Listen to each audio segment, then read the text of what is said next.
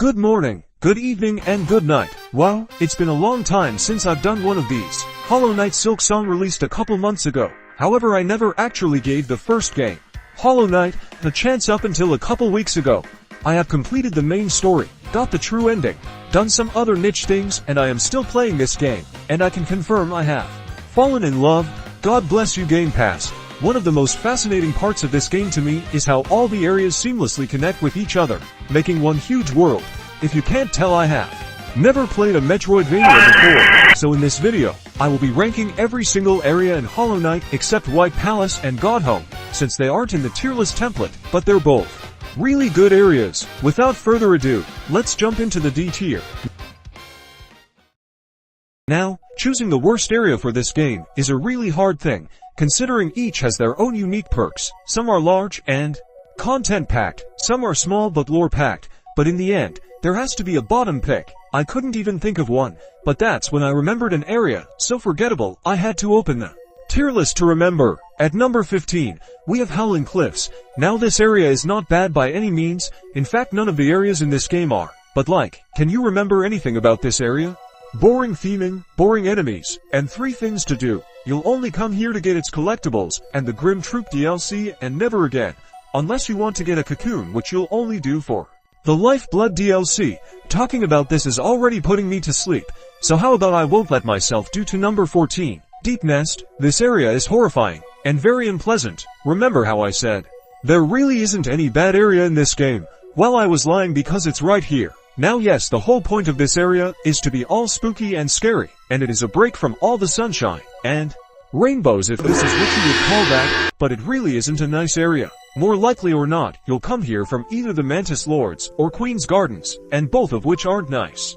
There's spiders everywhere, random noises which sound like my neighbors at 5 in the morning, weird enemies, but the worst part is you have to come here since this is where one of the dreamers are located. The best part of this area was leaving, and say what you will, but you definitely wouldn't want to spend your time here. Anyways, now that we are done with the D tier, we will now move to the C tier. These are places that aren't bad per se, but there definitely isn't enough content to push them up. So how about we go down to the depths in number 13, Ancient Basin. To me, this area is where the game really starts getting serious and lore-packed. I remember being at the resting grounds going down to the City of Tears, mindlessly roaming around, until boo, I'm here.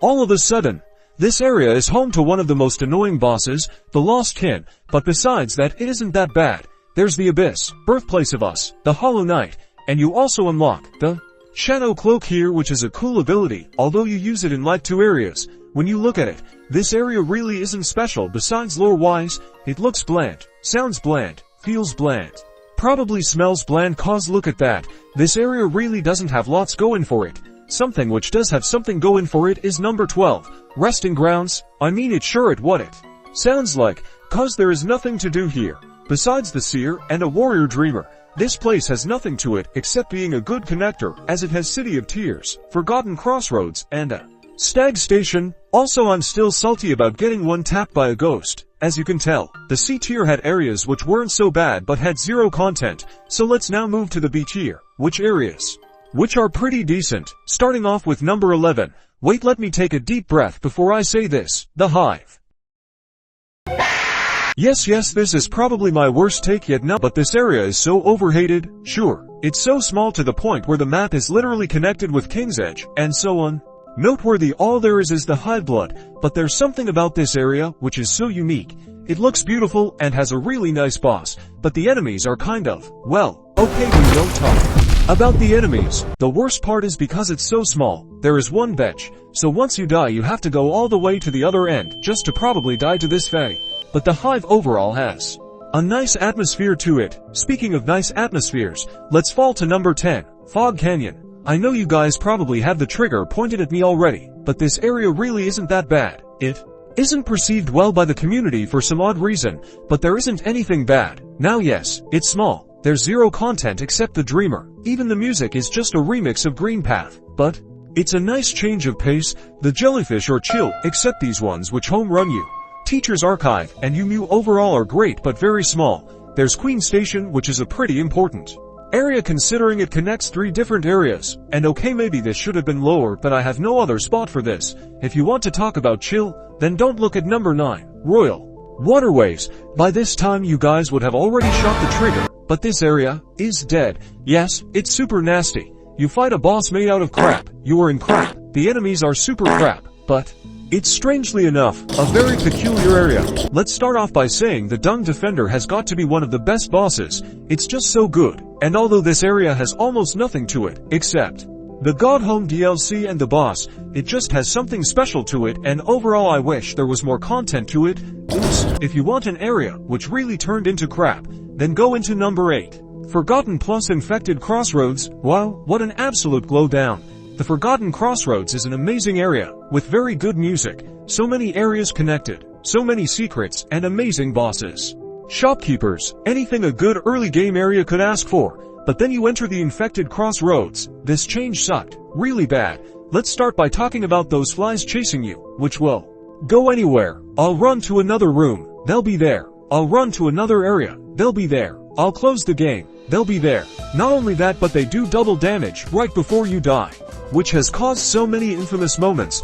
It also isn't an area you can just chill in and take a break, because once again, there's always someone there, although this area does have the final boss, Hollow Knight and the Radiance, so I can't complain too much. If it weren't for the infected version existing, this area would be so much higher. Now that the B tier is done, we'll now move on to the A tier, with areas which are actually pretty good and I wouldn't complain spending my time in. I don't have any way to transition into number 7, so Fungal Wastes is an awesome area, and if you say otherwise you are lying. The first time I entered this area, it felt like a neuron got activated in me. Something about this area just feels so serene and familiar, but I just can't put my hand on it. The music as always perfectly represents the area. The visuals are pretty cool, but god, this bench right over here, yep, that one, has to be the most infamous one. I can't tell you how many times early game I died to a mantis and had to restart all the way from like here, had to make my way all the way and die again and again and again. Oh yeah. These mantis suck. The flying ones are the only good ones. This doesn't suck though, and is pretty cool, especially the Mark of Pride. An area nobody can hate is number 6, Dirtmouth. This has to be one of the best hubs in the game. It quite literally has everything you need. What started off as nothing transformed into, well, something. There's the Forgotten Crossroads, King's Path, Crystal Peak, the shops, Grim, Stag Station, the egg room I've never went in. It has all the essentials, and it's a shame there isn't more small places like this in the game. Something not small is number 5, Kingdoms Edge. Let's go over the negatives of this area. Primal Aspids. Now let's go on to the positives. The music perfectly encapsulates this place. They blend in so well with each other. The Hornet boss is where the game really tells you that you suck and you need to get good. The Colosseum of Fools is such a cool place if you ever want Geo or you're just bored. This tall room is awesome. These hoppers give me 4,000 Geo for looking at them. This place is such a Geo farm. It's a very good late-ish game area, but why don't we go somewhere completely opposite to this in number 4, Queen's Gardens? Oh yeah. These mantis are awesome. The Queen's Gardens are such a cool place, I wish they expanded upon more. From the gorgeous scenery, the music which makes me feel like I'm ascending, the enemies, and most importantly the platforming. I've always been a killer for platformer games, which is why I love this area the second I stepped in. This area, besides White Palace, which isn't on tier list because it isn't on the silly tier list maker I'm using, easily has the tightest platforming in the game, and it's a nice break from just fighting enemies and going from platform to platform. You can't forget, you also meet the White Queen here, someone you need for the true ending, and it's honestly just chilling seeing them. This area was so close to being peak, but unfortunately it just fell out because of how small it is. Now that that's done, we'll now go into the S tier, with the truly peakest of the peak, and why not enter some real peak? In the peak number 3 is Crystal Peak. Another very controversial area. Some people hate it because of the enemies, others cause of the fact you can't leave once you enter it, but to that I say you need some whimsy. Although there's 2 benches and the area itself is pretty large, you can't lie when you say it's beautiful. And yes, I've said the same old thing for every other song, but it really is amazing, and it really does blend with the atmosphere, I swear. I love the, let me put the text on the screen, miners. The laser dudes have some really nice platforming. The mini boss guarding the bench is really cool and rewarding. And you can't forget reaching the very tipsy top, which feels unworldly. This area is such an awesome one. And also you get the crystal heart here, which is literally, dare I say, peak. And overall, this area does live to its name. Something else which lives to its name is number 2, greenpath. It sure is a path of green. This is the area where I and many others truly fell in love with the game.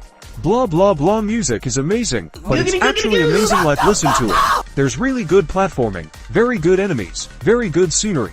Hornet is here for the first time with an amazing boss fight. You get arguably the best ability here, the dash. There's massive moss charger, so if you say this area sucks, you are objectively wrong. And so many other things which turn this area into the perfect specimen after living in blue for the first 3 areas of the game. But if this area is so good, then what could number 1 possibly be? Well, based off process of elimination, I think it's obvious that number 1 is city. Wow, what an area. You guys already know the first thing I am about to say. I still get chills every time I listen to it. Especially here listening to the rain falling from the blue lake. This area is so large, I can't even put it into words. Actually, I could. Brobdingnagian. So Brobdingnagian, in fact, there's not just one, but 2 stations. There's the nail dude who wants to kill himself, the banker when you find her who also probably wants to kill herself, Tower of Love, Soul Sanctum, which I am still salty about losing 600 geo here early game, but I mean Soul Master is awesome. There's a dreamer here, amazing enemies and bosses. It's everything you could possibly want in an area. It's so, get this, peak, that words can't even describe how good of an area it is, and I had to make an entire video just to praise this one area. And without further ado, here is my Hollow Knight tier list, without White Palace and Godhome for some odd reason. Speaking of White Palace, look at this clip of me dying and entering the 5 stages of grief. But if you like this video, go leave a like and subscribe, and let me know if you want to see more videos like this, and join my Discord and do other things, and go play Hollow Knight.